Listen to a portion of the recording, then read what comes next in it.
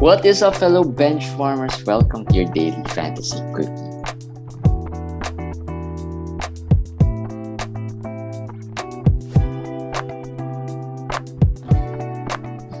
What's up, guys? It's Judgment Day of Week 14. Welcome to another fantasy quickie with me, JJT, and our Komish. Komish, Yes, how was your week? not good. I was almost shut out, but I did win two, lost some close ones. So that's how it is. Injuries, injuries have been really bad this year for me. Yeah, for me, relatively, it was a good week. But yeah, there were, I had some teams that were initially strong. I mean, had a good first 13 weeks, and today has been reeling this week. Like I think three of my, where I currently am first place at the moment, lost all those. I lost all those matches today. So maybe it's a matchup thing. But what I'm really more worried about are the injuries, like you said.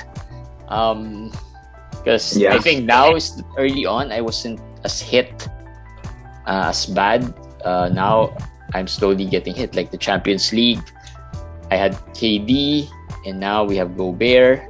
Though it doesn't sound like it's something serious, but whenever you hear someone say he heard a tear or what, even if it's a small tear, as what Gobert said, it's still worrying, of course. Yeah. It's I think what he meant was he felt it, but of course there's no MRI yet, there's no X-rays, there's no imaging yet, so we don't know that. Calf strain, they said it's calf strain, so probably a couple of weeks, maybe. I'm just guessing, but yeah, you have to worry because they'll be very cautious also. With Gobert. So let's wait tomorrow, since they have a game tomorrow, if they have better news for us. The tear doesn't sound like a strain. If it's a tear, it's not a strain. So maybe, Gobert is not really an injury-prone player. He doesn't really know how those feel, what an injury feels like. So maybe he's just, making things up, describing, how he felt. Honestly, though, as a Gobert owner, I feel like if it's a couple of weeks, even if it's around 3 weeks, I'll probably take it because he has lingering ankle issues, right? And that might also help that injury if he rested for 2-3 weeks, right? I just thinking, looking at the big picture, right? We're in week 15 now, and if you have Gobert, of course, that's going to be a big blow. But if you are looking at the big picture and looking forward to the playoffs, this might be good as well. As long as it won't be 5-6 weeks we're in. Well, we don't know that, so we can't say that, but we have to wait. It didn't sound good, but hopefully it's just him. It didn't sound good. It's just that Gobert didn't sound like it was that bad. Yeah, but French guys, maybe they have maybe lost. Maybe the best description here, he didn't really thought COVID was that bad. Yeah, he was 2 years joking ago. with COVID. So he's the COVID boy. He was the first guy. He was the guy that started it in 2020, right, for the NBA. But with that, Hassan Whiteside was in COVID protocols for a long while. He was questionable today, but he didn't play because of conditioning. So I think he's close. And speculatively, I think he was questionable today. Yeah, questionable. Yeah. Speculatively, you have to add him already. I'm not saying that it's gonna be Gobert numbers for Hassan. I doubt it. He might have games where he'll be 20 points and 8 rebounds or whatever. But those will be the exception. Those will not be the rule for Hassan. But the rebounds, the blocks, I think he can have those. He can have 20 to 25 minutes. Those will be good. Who else will? Because Utah is very undermanned. They don't have Mitchell. Donovan is still out. Yeah. And then Bojan also got injured. today got a knee contusion. I saw the play. Didn't look good also when it happened, but he did finish the game. So are you there? Yeah. I'm here. I'm here. Okay, there. So they're out Bojan, they're out Gobert. So I think they'll probably have some small ball with Royce O'Neal, Eric Pascal, Rudy Gay. So Yeah. they will, depends on the matchup, but still, Hassan would be probably the safest ad there. The He'll get minutes. safest with the highest upside, I guess. Yes, I think. But He for tomorrow, Eric Pascal might have a good game or tomorrow. Rudy Gay might have a Yeah, might Gay and start at Pascal. center if Hassan is not available. That's the hard part in adding Hassan right now because we're not even sure he's gonna play tomorrow. But I added some Hassan just in case he plays tomorrow. But yeah, I added him because what if it's a 3-week thing? I mean, even if he doesn't play tomorrow, 3 weeks of Hassan is still good. I mean, yeah, if you need blocks, right? I mean, he won't give you Gobert numbers, nor would he give you year 7 numbers consistently. I mean, not consistently, but at least he'll get the minutes for sure. More than 20 minutes, most likely. We've already seen it when Gobert was out, I think 3-4 games. And, he gave us one good game, one really good game. And then that's it. Out of, I think, 4 out of 3-4 games. So yeah, Hassan should be speculatively added. Bojan, like we said, it's a knee contusion. Royce O'Neal could be a good, solid player, although I don't see really a lot of Royce O'Neal. Interesting. That's actually interesting because if you look at players in the waiver, sometimes they have better numbers in the past few weeks than Royce. Royce has been good at times, but seems like most of the times hasn't been that good. Although, of course, the efficiency because he doesn't really shoot that much, no turnovers. But not much Royce O'Neal on the waivers. There are Royce O'Neals in my leagues, but shallower leagues. 12-team, 14-team. There will not be any Royce O'Neal, but sometimes he gets dropped. But his numbers are deceiving. It's really deceiving. But he's always helpful in the categories that you need help the most, like steals, like threes. So that's why maybe owners, stick with him. I think right now, if there are any O'Neals floating there, you have to add him. Most likely in 12 teams. Klay Thompson, sore knee. Now I'm annoyed with Klay because I dropped all my Jordan Poole, and out of frustration, during one of the games, Jordan Poole produced nothing. But I think I said it before I dropped him. I mean, a few quickies before that.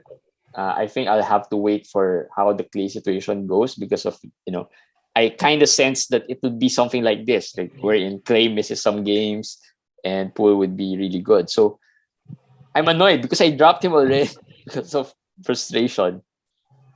Well, we don't know what Klay's knee issue is. Although, we have to be worried because, of course, he's coming off an ACL injury. Yeah. And he's out for 2 years. But I guess if you're out for 2 years, you kind of expect your knee will get a little bit sore after playing a couple of NBA games. Yeah. So I'm not worried in the sense that there's anything structurally wrong with his knee. I think it's just, just sore. Yeah, just sore. And they don't want to push it. So maybe Poole will get, some more games of value because he might be rested. Like give him a couple more rest days. But overall, in the long run, I think you'll not regret dropping Jordan Poole. It's just my opinion. He even without Klay, he's been up and down. It's one thing for him to be consistent. When Klay doesn't play, he's gonna be 25 points, 24 points, 4 threes, 5 threes. But it's not been like that. Today is good. Today was good. Yeah. But some days it's not good. So I don't think you'll. The last game was not bad as well. But I just feel like it's very inconsistent. Yeah, right now. The uncertainty is there, but again, the timing of my drop, I think. Plus, I really dropped him out of emotions or frustration, even if I felt early on that something like this could happen. Well, I was safe because I didn't have moves anymore, so I couldn't drop him. So So there's so really it's no choice. still with me. So it worked out for me. Mitch Robinson sprained his ankle, and Surprise! another um, another source of frustration for Kumish. Later on, we'll talk Yeah, about the other source of frustration. But Mitch Robinson, he was having a good game, actually. I think he finished with 8-8. 8 points, 8 rebounds. I don't know if he had 2 steals or something. And that was he left around 10-minute mark of the third quarter. So that was basically just one half worth of Yeah. stats. And he's been very good. He's been in our feel good for a couple of times already, and he's already top 100 actually this year. He's been one of the best stretch of his career. But whenever somebody asks me about Mitch, I told him, yeah, get him. You just don't really know when he's gonna get injured. Yeah. And there it is. It happened. in But although I don't very think it's nice. gonna be that, I don't think it's gonna be that serious. I hope. Yeah, he did. He was interviewed. He said it wasn't serious. I don't think he's gonna play tomorrow because it's a back to back, and it just Mhm. happened. So maybe he rests tomorrow. Yeah. Hopefully he plays this coming week. Hopefully he plays some of the games this week. But it didn't look bad. It didn't look really like a Laurie Markkinen bad. Nerlens Noel came back today. Yes, yes, yes, If you're still holding on, well, good for you. He played a good game, a decent yes. game, despite coming from an injury. Uh, yeah, another injury-prone Yeah. center for the Here's Knicks. another thing. People are asking me, Komish, you see an ad, and I said, if he's there in your waiver wires, you add him. But just be ready that tomorrow when you wake up, He's suddenly he's out. questionable with a sore knee. Do you add him for Gafford? Yeah, I'd add him, but no. Wait a minute. If it's Gafford, I'm holding off on Gafford until the trade deadline. And if you can, I'm just saying if you can, because of course, I'm pretty sure the Wizards will do a deal with either Harrell, Bryant, or whoever, even if Gafford, maybe Gafford. There will just be two centers after February 10th. I'm quite certain of it. So if you can hold on, I think you hold on Gafford. But Noel, you can add him. If you Just can't hold on to Gafford, Noel is pretty good add if he plays. if he plays. would you rather have Noel or Hassan at this point? Hassan for sure. Because for one, Mitch Robinson's injuries, I think milder. Second, Noel's just been not an every game player. Mm-hmm. Not even back to backs. We're not even talking about back to back. Sometimes it's not a back to back, but he can't play every game.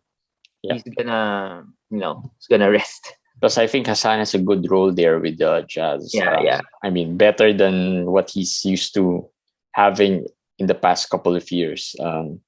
With the Jazz, he can easily replace Gobert, at least position wise. They play the same way. They do the same things. He doesn't really need to score that much. He doesn't need to, run around that much to chase guards because they have a system for big guys like him. So that's, I think, it's a perfect situation for him. Anthony Edwards tweaked his knee. Yeah. Well, he was. It didn't look Did he good. finish the game? Did he finish the game? No, he did not. That was at the end of the game, and he was Right. being helped off the court. And actually, if you read Twitter, that's exactly what they said. Anthony Edwards being helped off the court, not putting any weight on it, and so you're thinking of the worst already. But after the game, they interviewed the coach, they interviewed Anthony Edwards, and they said all good. So that was everything they're saying. It's all good, all good. So I guess he dodged the bullet. Maybe it was just a bump of the knee. But just be prepared. Maybe he will miss a game or two, just to rest it, just to be sure. Maybe. But they said it's all good. So I just put it out there for you to know. There was something. Yeah, let's talk about some worry players. We talked about Gafford a bit. Let's talk about Harrell. Harrell played 7 minutes. It's hard to look into today's game because the Wizards were blown out early, I think. everyone had a bad game. I think pretty much from the starters until Yeah. the end. Although of course everyone's watching this Wizards center situation with Thomas Bryant playing better than any of those guys. So Well, he yeah, did. He played the best among the three today. yeah.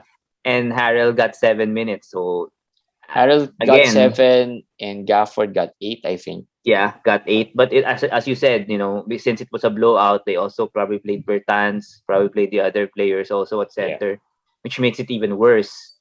But right now, Gafford has the most upside. So as I said, if he can hold stash. Harrell, well, this is his first really bad game. First time that he really got less than 20. So I will wait. I will give him, as Jeremy said, it was a blowout. But the whole Wizards team, yeah, they're in the loser section. Loser section. Yeah, something to watch out for. This Wizard situation to see, where this thing goes by the deadline. Yeah. Mo Bamba. Well, Mo Bamba got into foul trouble early. Still 6 minutes. I mean, he didn't got get 3 quick fouls, and then I think when he came in, he got another one. No, he just got 3 fouls. Oh, He didn't yeah? come back. He didn't come back. He just played the first I 6 thought he minutes. fouled again. That's why he No. didn't play anymore. That's why I was saying this is bad, because why didn't you just he didn't start the third quarter. I mean, he played only 6 minutes in the first quarter, and they just didn't bring him back. And for me, if it's just something, sometimes coaches do that to make the young player think about it, right? Let him simmer a bit, let him learn from the mistakes. That's okay. But I also feel like, most body is not, as we know, he has condition. I don't know what the condition is, but I think maybe as He's the not the season goes healthiest along, guys out there. He's not one of the healthiest guy out he there. doesn't have an injury. It's just that as the season goes along, I think his body just wears down a bit. He's quite fragile. Yeah. I guess. I mean, So it's we're saying that because of the history, but we don't really know, right? I mean, he just we're came back just from speculating. COVID. We're just speculating because of the injury history that he has had over the past few. I mean, we talked about players like Brogdon. We talked about players like Miles Turner, who's got really over the past few years have been injured almost every time in a season. I don't think they've been really quite healthy into the season. It's the same way. And we talked about Anthony Davis being one of the more fragile players, at least perception wise, and he is one of those guys. Mo Bamba is so. Yeah. And he has not been playing that well also to begin with. He had that 35-point game, right? That one's good. But outside and then he of had that an game, okay game, and then but before that, it was not good since he came back. Actually, since he came back. Yeah, since he came back, his game has not been as consistent. So as I said, maybe there's something there, but or maybe a young player inconsistency comes out, trending down for sure. And the Magic has a lot of players that have been stepping up also, so that has hurt him also. Unlike the start of the season where it's really him and Wendell Carter only because of the injuries before. Yeah, so Mo Bamba, Vucevic has been annoying. The field goal, man. The field goal has been killer. I got the field goal. I mean, 4 out of 19, 13 points against Orlando of all teams. A team that, not really so much for revenge games. Yeah, no, not really known for their defense or anything, and the pace should be fast and all of those things. Also top on defense. I mean, Mo Wagner was shooting all over him. It was really a bad game. But again, Vucevic has been better since that bad start. He's had some good games. He's had some good games. And again, as I wrote, the Bulls have no other options there. All right, I'm back. Sorry about that. Okay. Internet was bad. Yeah, we were saying Vucevic. Yeah, he's had some good games before. here and there, I guess. Not as consistent. Yeah. He Vucevic, though, as I said, the role is there, the minutes are there. So even if, with bad games, as long as you can take the field goal hit, he's still okay. Still okay. Yeah, John Collins, another player in the worry Well, list. He hasn't been for as John good Collins. as the early John Collins. John Collins, really, what one thing that has kept him afloat in the rankings is his efficiency. Yeah. The good field goal, the low turnovers, and everything. But he's kind of a Mikal Bridges, but better, way better. Yeah. This year is the usage. Mm-hmm. Today 8%. It's insane to see. Call it 8 Williams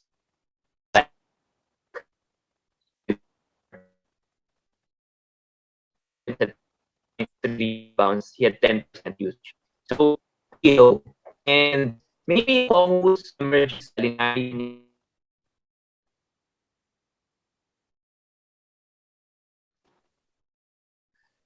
Sorry about that. So did you get where do we stop? About John Collins. Let's just talk again about John Collins. You were Okay, saying okay. about his efficiency and Yeah. just like you were saying it. The usage was really down so far. The past few games also it's been bad, but maybe because of Okongu's emergence, Gallinari's return.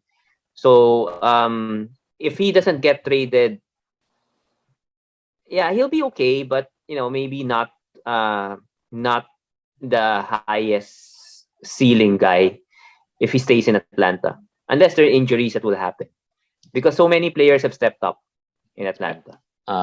It's unfortunate because he's had some great games early on. Yes, he was really good early on, and we were raving about the efficiency and how the John Collins we expect was back, but maybe just trending down. He's still a good player to be like this throughout the season. I mean, he should be bouncing back.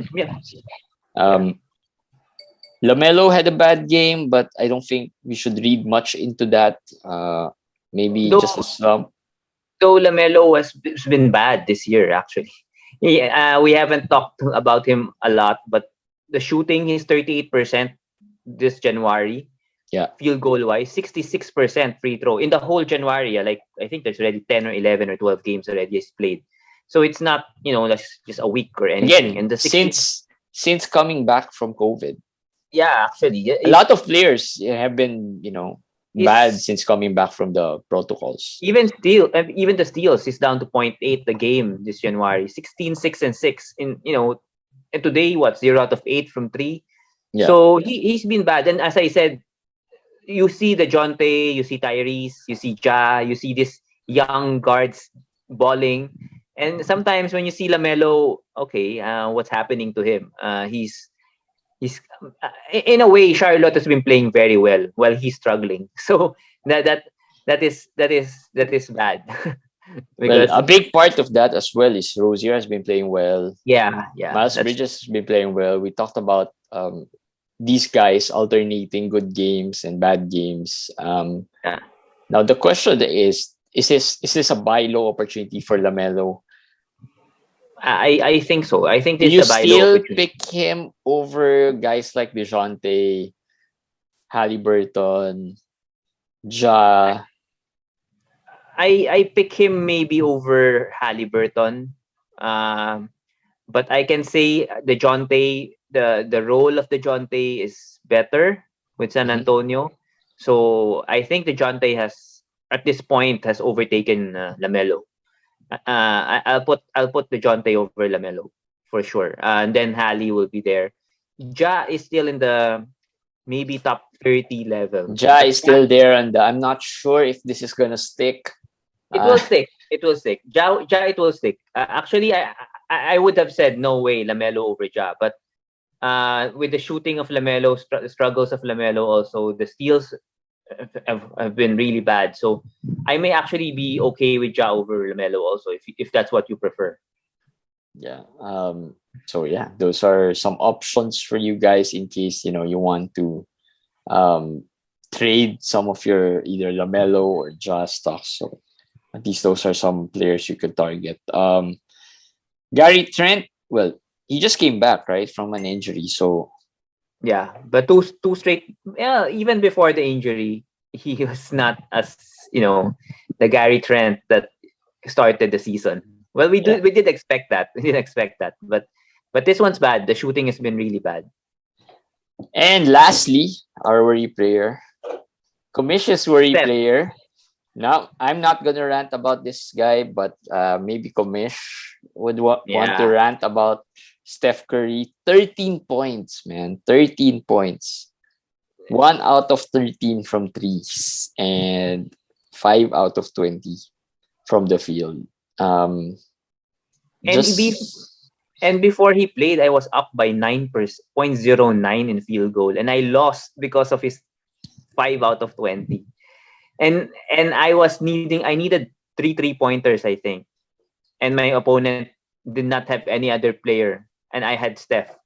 So I was like, I got this. You have to feel good, right? 3 threes, at least tie, right? I mean, the worst case scenario, he and just I was ties up by it. 0.09. So I was thinking, I was not thinking of the field goal. It was, I think the score there was 4-5. So I was thinking I'll win 5-4. I'll get the threes. I'll be fine. Yeah. and of course that's not what happened. 1 out of 13, 5 out of 20, killed my field goal, got I told one you. 3-pointer. So now I lost threes also. And last night I was contemplating on whether I added another 3-point shooter because I had one move. I was also trying to get blocks. So I said I got Steph, so I think I'll go for blocks. And I didn't get blocks either. Didn't get blocks either. So it's tough. I know Jeremy has been talking about how he's just struggling at the worst possible time, and right now it's not about the worst. Actually, it's worst possible time fantasy wise. I'm pretty sure the Warriors couldn't care less about these struggles. Yeah, but fantasy wise, it's just the timing has been bad. Sometimes whenever you need it, that's where he bumps. That's what I'm gonna say. It's nowadays. It's not about the worst possible time anymore. It's been every game. Yeah, he hasn't been good. He hasn't been good lately. I mean, and 41% field goal. That's not Steph like. That's not his. That's not him. His value is that he can shoot relatively well. Not 55%, but I mean 46, 47, 45, something like that, and then make a lot of threes, right? And and he doesn't really carry you in other categories like free throws, right? I mean, like I said, we've been comparing him to Harden. Harden had 18 today, right? But I think he had 13 assists. I mean, even if he had 18 and not a good field goal, at least he had 13 assists, right? I mean, I think he had 8 rebounds. And the free throws have been, more volume on the free throws. Steph doesn't get that much volume when it comes to the free throws because he shoots threes, right? No one fouls him on the 3-point line. That's just the annoying part. If he can't make those threes and if he can't dominate the points category, then that's gonna be. I'm really contemplating if I'm not even sure if Harden owners would want Steph at this point. I guess this is not the best time to sell him. Yeah. But I have never owned Steph until this year, but I have faced him. Even in the playoffs last year when he was so hot. Remember the stretch last year in the playoffs when he was like, oh man, Steph can win 3 points alone by himself because he has 5, 6 3-pointers. At that moment, I was playing against one of our friends in the semifinals. He had Steph. I beat him. And I wasn't afraid of Steph at that time because I said, I'll give you threes. I mean, I'll give you points. I'll give you points and threes, but I'm pretty sure I'm going to get the other categories. So that's basically what you have to do with Steph. You have to build it properly. I guess it's just harder. It's just harder to build a proper team with Steph.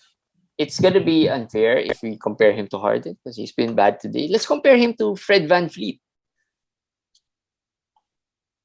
Who would you rather have? Well, yeah. I mean, no, I think Steph is still better than Van Vliet because Van Vliet's field goal is also bad. Although Van Vliet has good defensive stocks, And he have really assists. good. The thing with Van Vliet, Steph is bad right now, but if you're talking about track record before, Steph is still better. Now it's a question of whether you think this slump of Steph will continue, or will Van Vliet be this good all the way? I think Van Vliet will be good, but Steph will be also better. He will come back to the Steph of old. Now, what I'll give you is that Steph and Van Vliet, the difference is not far. That's for sure. Right?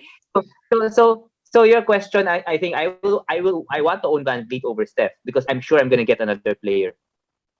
Yeah. Right. Right. If we're gonna trade you, I'm gonna say, hey, I'm gonna give you Steph. You're gonna give me Van Vliet +1. Yep. So I mean, you just have to difference. time it. You just have to time it. I just feel like this struggle of Steph coincides with the absence of Draymond. Probably, yeah. I think that's a big part. That's a good point. That's something I did not consider. Because he's gonna do everything. Something I didn't consider, but that's a big part. Clay is not even playing, so there's no threat there really. Yeah. I mean, who would they guard? I mean, I guard Clay, I guard Steph every time and let the other players beat me, and there's no other players really for the Golden State Warriors. I mean, who's the next best guy? But actually, also watching the game, the shots aren't even bad shots. He had lots of open shots, and he just missed them. Yeah. So it will fall. It will fall. So yeah, that's Commission's rant about Steph. Just quickly, some waiver wire players: Chuma Okiki. Yep. Chuma's been playing better the past few games, and coinciding with Bamba's and Wendell Carter's injury and Bamba's bad games, he's been getting minutes also. So watch out for him. PJ Washington, a player I dropped in a lot of leagues, has had 2 good games after I dropped him.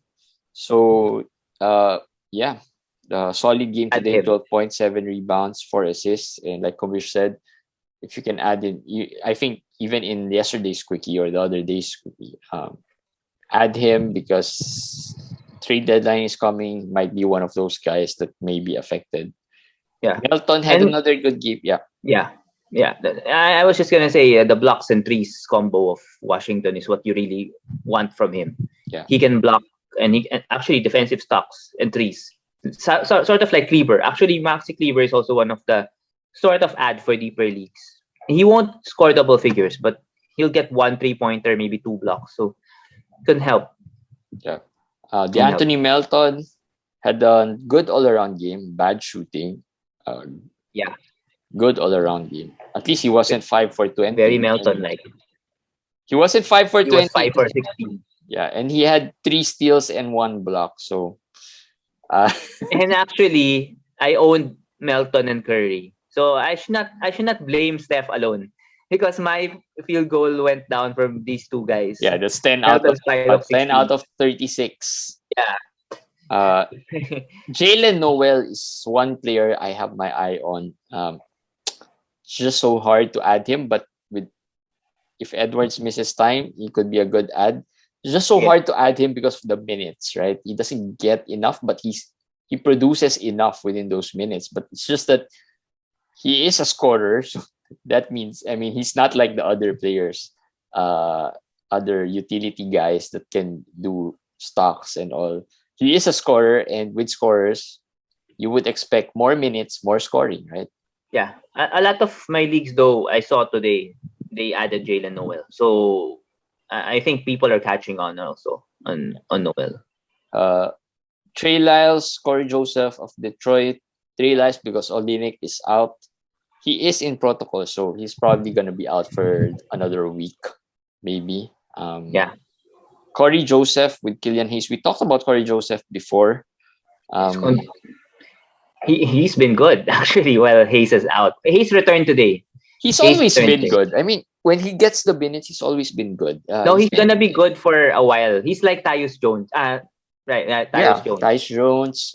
They're good for a week maybe, Yeah, and then they they they just fall off. fizzle. They fizzle They can't after be that. good forever. Yeah, They just lose maybe their powers in the after a and while. Killian Hayes has had now is slowly getting that reputation of being an injury prone player. What he's Yeah, had 3 injuries in 1 year this season. I mean, in this season alone, he's got three to more. I think three to four more than three. injury, Yeah, right? a lot. Yeah. Onyeka Okongwu, well, Capella came back the other game. Capella started today, but they time shared a bit. I think it's more of the conditioning and all, adjusting for Capella. Uh, I'm not dropping my Okongwu. Like I said, I'm a bit high on Okongwu. That's why I put him here. I'm sure a lot of people will drop him. He had 16 minutes today, so it's more than less than a timeshare. It's not a timeshare. But let's watch the minutes as more games happen. If he can get at least to just 20, just for the blocks and rebounds, I think he's worth holding. Yeah, today he had 2 blocks again and 7 rebounds. That's fine. I mean, would you rather have him than Gafford? Given the current situation. Yeah. Given the current situation. I'd rather have him. I mean, Gafford gets not even 16 minutes. Gafford doesn't reach 16 minutes in weeks, right? So starting is one thing, but minutes matter. So I'd rather have Okongwu at this point. Yeah. Rather have Okongwu. Yeah. So there, feel good. Let's pick one. The Roses did good. Played well today. Jokic, well, typical Jokic. Tatum had 51 today. Yeah. And yeah, you should be happy. I'm happy I have Tatum. I in that league where I had Tatum, I'm back in the playoffs. I think before today, he was 0 out of 13, 14 from 3-pointers this week. And then he hits 9. So and that's very random. But Tatum is a player who is Kobe-like, right? He doesn't care about the shot selections and everything. So again, like Vucevic, if you can take the field goal, he's a stud. Yep. Tatum is a stud outside of the field goal. 2 players. Let's talk about a bit 2 players, and because maybe this is one of the few times we're gonna talk about this guy. Kyrie had a great week this week. 4 games. I think he scored. He averaged around 20 something, 23. 28, 4 and 6. Yeah, 52% field goal. So 4 games. At least that's feel good for lots of Kyrie owners. And then he doesn't play. I think he plays only 2 games next week. One. Or just 1 the game. Last he kind of made up for it this week, right? So that's gonna be the story for the next few. I mean, until he gets vaccinated. But week 16, 4 games again. So just wait for I'm not sure if it's. I don't own any Kyrie. I'm not even sure if it's a good thing or a bad thing. But yeah, he played. It's a bad thing for me. I would rather have this week 14, week 16, the 4 games. I would rather have this in the playoffs. But I mean, yeah, it's good to win now because but it doesn't matter. I want him when it matters. But sadly, the schedule is how it is. Yeah. It's cramped into this February window, late January to February window, the road games. So this after week 16, it's gonna go really bad for Kyrie owners. So maybe let's see after week 16 if these owners would start dropping their Kyrie. Maybe trading. Who knows? Maybe there are people who are not paying attention. And lastly, DeAndre Hunter. I just saw DeAndre Hunter. He's one player that was a disappointment early on, but so far since he came back, he has been solid among the Hawks wings. Yeah. Hunter doesn't rebound and assist well. He has to score 3-pointers. He has to score and make 3-pointers, and he's a good steals and blocks guy for a wing.